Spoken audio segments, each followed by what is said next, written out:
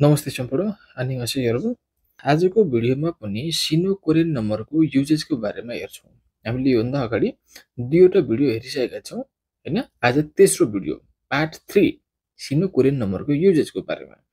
Part 3 मा पनि आज हामी 5 वटा युजेज मात्र हेर्छौँ। हैन बुझ्ने तरिकाले डिटेलमा हेर्छौँ।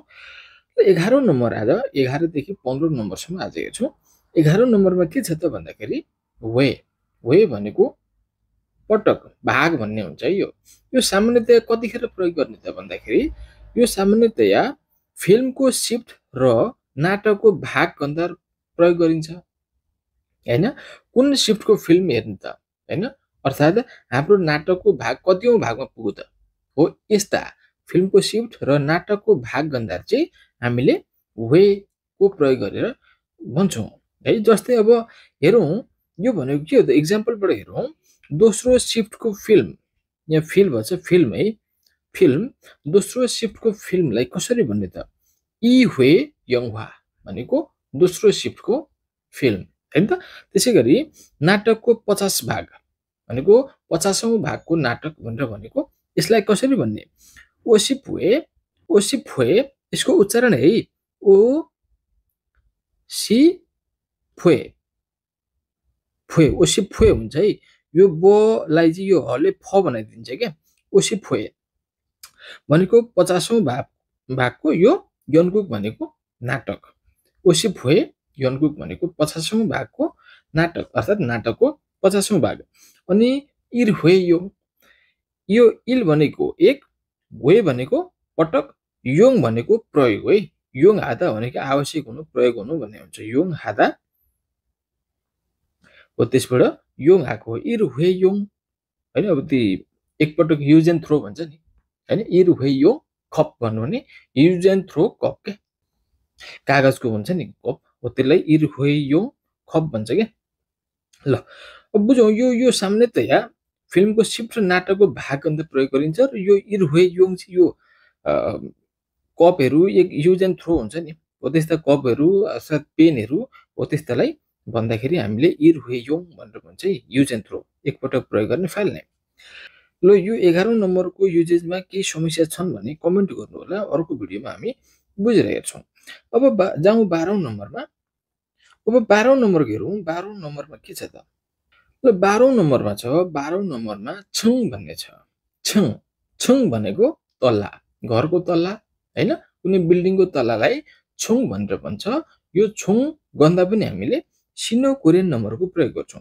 अब कसरी हेर्ने त हेरौँ। यहाँ मैले लेखेको चाहिँ विभिन्न घर अर्थात् बिल्डिङहरूका तल्लाहरू गन्दा प्रयोग गरिन्छ, गन्दा प्रयोग गरिन्छ। उच्चारण राम्रोसँग गर्ने छङ।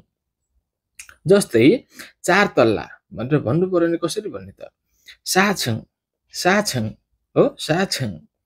अनि 8 तल्ला फाल्छङ हो कि हैन, फाल्छङ फाल्छङ। याद गर्ने उच्चारण राम्रो गर्नु भनेको लिसनिङका आदि क्वेसन हल गर्नु हो कि, त्यही भएर उच्चारणमै ध्यान दिने। ल यो छुङ भनेको तल्ला भनेको हामीले घरका अर्थात् कुनै बिल्डिङका अपार्टमेन्टका तल्ला गन्दाखेरि छुङबाट प्रयोग गर्छौँ। छुङ प्रयोग गर्छौँ जुनलाई चाहिँ सिनो कोरियन नम्बरबाट गनिन्छ। त्यसैगरी अब 13औं नम्बरको हेरौँ। 13 नम्बरमा के छ त भन्दाखेरि बनहो भन्ने छ। यसलाई फनहो नभन्ने, उच्चारण सही तरिकाले गर्ने बनहो। बनहो भनेको नम्बर। अब के कस्ता नम्बर त नि, नम्बर त धेरै किसिमका हुन्छन् हैन। अब कुन कस्ता नम्बरलाई चाहिँ हामीले बनहो भनेर प्रयोग गर्ने त, यो बनहो चाहिँ हामीले ठुला नम्बरहरू जस्तै टेलिफोन वा मोबाइल नम्बरलाई अब के भने छन्न बनहो भनेको टेलिफोन नम्बर अर्थात् मोबाइल नम्बर। त्यसैगरी नागरिकता नम्बर भनेको सिमिनगोन बनहो, सिमिनगोन भनेको नागरिकता नम्बर। त्यसैगरी पासपोर्ट नम्बर यक्वन बनहो, गन्ती गर्दा प्रयोग गर्छौँ। यसलाई उच्चारण सही तरिकाले गर्ने यक्वन होइन यक्वन, यो गलाई क भनेर भन्ने यक्वन, यक्वन हो यक्वन। उच्चारण सही तरिकाले गर्नुपर्छ भने यक्वन बनहो अनि अर्को सिमिनगोन बनहो अनि अर्को छन्वा बनहो। यी लामा नम्बर हुन्छ नि हो, यस्ता नम्बर गन्ती गर्दा चाहिँ हामीले यो बनहोको प्रयोग गर्नुपर्छ। भनेको बनहो प्रयोग गरेर ती नम्बर कति हो के हो भनेर सोध्न सकिन्छ र जुनलाई चाहिँ हामीले भन्नुपर्दा सिनो कोरियन नम्बर अर्थात् इल इ सामसाहोको प्रयोग गर्नुपर्छ। तर यो तलतिरको नोटमा हेरौँ है। यो नोट धेरै इम्पोर्टेन्ट छ। यो नोटले के भन्छ त भन्दाखेरि फोन नम्बरमा रहेको 0, फोन नम्बरमा है, अरूमा होइन है, फोन नम्बरमा रहेको 0 लेख्दाखेरि हामीले नेटिभ कोरियन नम्बर भनेको ओरिजिनल कोरियन नम्बर क्या, हानाथुल सेतनेत हो। यो नम्बरमा रहेको 0 जसलाई हामी खोङ भनेर भन्छौँ हो, खोङको प्रयोग गर्नुपर्छ। यता सिनो कोरियन नम्बरको 0लाई हामीले के भन्छौँ?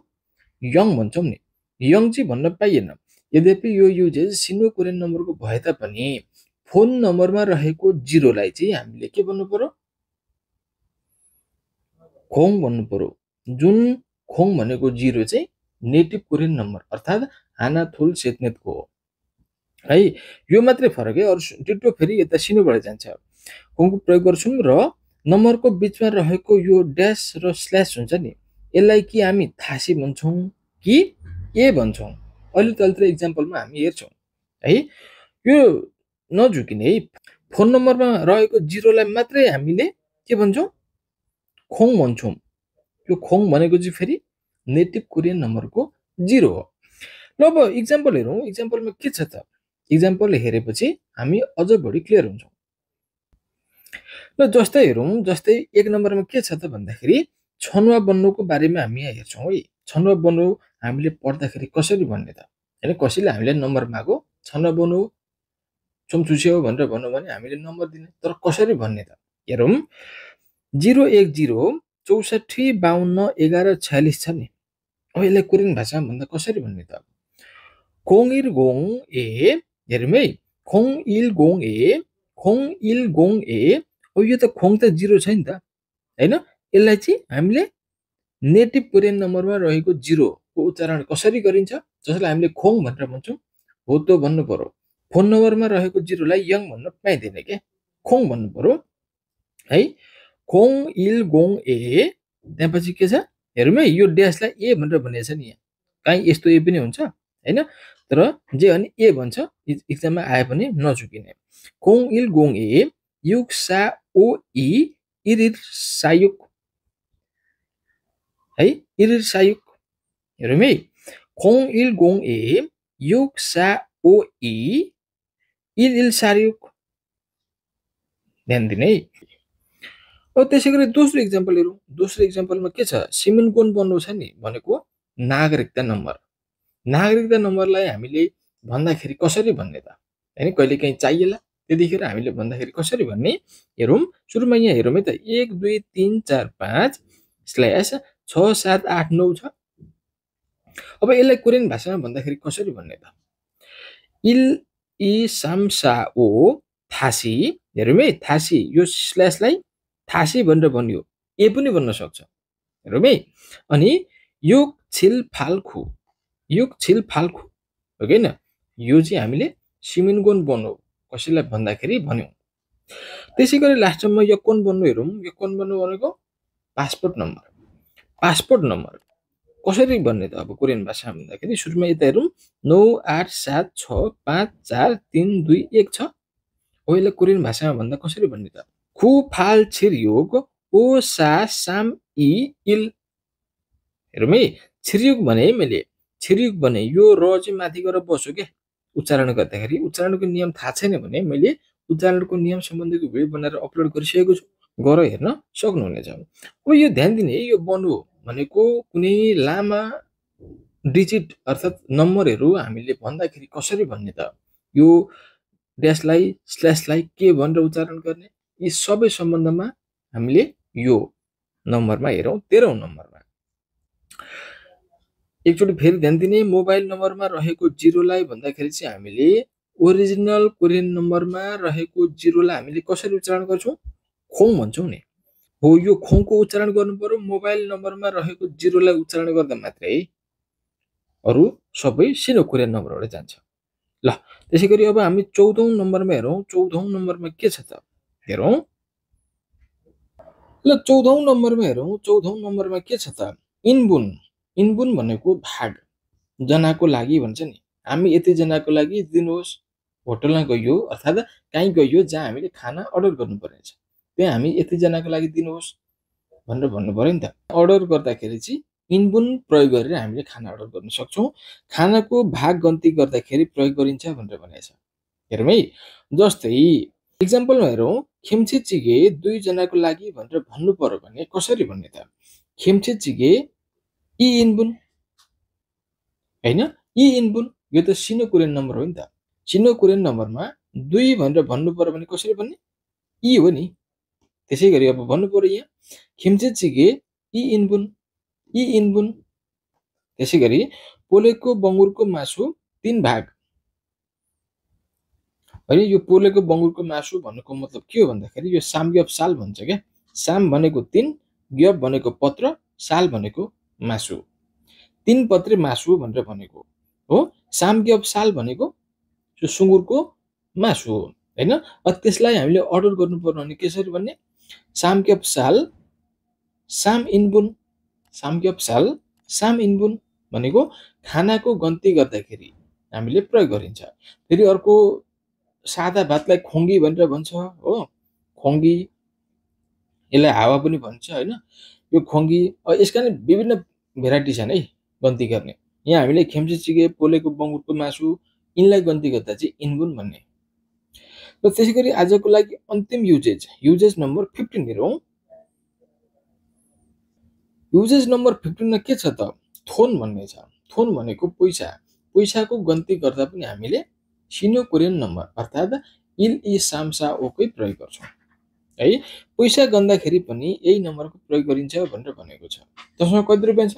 मसँग यति रुपैयाँ छ भनेर भन्नु पर्यो भने सिनो कोरियन नम्बरबाट आफूसँग जति पैसा छ त्यो व्यक्त गर्नु पर्यो, भन्नु पर्यो। नोट, नोटमा जहिले पनि केही न केही महत्त्वपूर्ण कुरा लुकेको हुन्छ, ध्यान दिने। कोरियन पैसालाई वोन भनेर भनिन्छ। त्यसै गरी डलरलाई थाल्ल अर्थात् फुल भनिन्छ र नेपाली पैसालाई चाहिँ रुपी भनेर भनिन्छ है, ध्यान दिने। अब 10 वोन, यो त वोनको लोगो हो हैन, वोनको साइन हो नि। अब 10 वोन भनेर भन्नु पर्यो भने कसरी भन्ने? सिबवोन, सिबवोन। उच्चारण ध्यान दिने है, सिपवोन हैन कि सिबवोन, सिबवोन,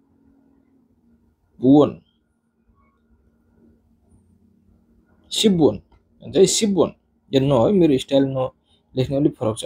सिबवोन, सिबवोन है। सिबवोन भनेको 10 वोन, उच्चारण ध्यान दिने। त्यसै गरी 1000 वोनलाई छनवोन, 1000 वोनलाई छनवोन। त्यसै गरी यो कति हो? 5000 वोन हो।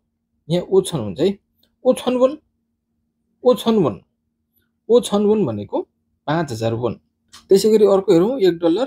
1 डलरलाई कसरी भन्ने? इल्बुल, इल्बुल, इल्बुल अर्थात् इल थाल्ल पनि भन्छ। त्यसै गरी लास्टको 500 डलर छ, यसलाई कसरी भन्ने त? ओबेकपुल, ओबेकपुल हो। अर्थात् यहाँ यो होइन है, यसलाई चाहिँ यसलाई के भन्छ? ओबेक थाल्ल, ओबेक थाल्ल पनि भन्छ है। ल आजलाई यति नै। भिडियो कस्तो लाग्यो, ठिकै लाग्यो, राम्रै लाग्यो भने कृपया भिडियोलाई लाइक र सेयर गर्नुहोला र च्यानल सब्सक्राइब नगर्नुभएको साथीहरूले च्यानल सब्सक्राइब गरेर यस्तै तपाईँहरूलाई सहयोगी हुने अन्य भिडियोको प्रतीक्षा गर्नुहोला। Thank you so much. हाम्रो भेट अर्को भिडियोमा हुनेछ।